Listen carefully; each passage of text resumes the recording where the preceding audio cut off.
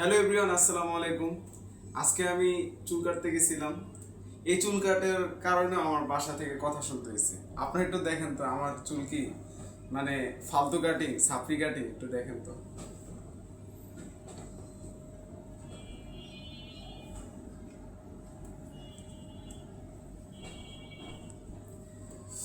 এখন কোন কাটিং দিব বলেন? আমি সাইডটা শুধু কাটছি আর হলো এগুলো রেখে দিছি একটু স্টাইল করার জন্য। এখন কি আবুল মার্কা কাটিং আমাকে দিতে হবে? আপনারাই বলেন। আব্বু আম্মু চাই আমরা সহজ সরল থাকি, কিন্তু সহজ সরল কাটিং এর কারণে অনেক সময় নানান জায়গায় ঠেকায়া দেয়। কয় রে বলত পাইছি, এই মুরগি পাইছি, ধর সবকিছু রেখা দিই।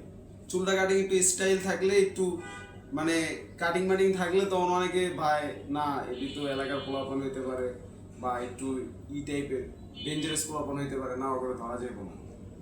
সো গাইস, সবাই ভিডিওতে একটি লাইক করে দিবেন।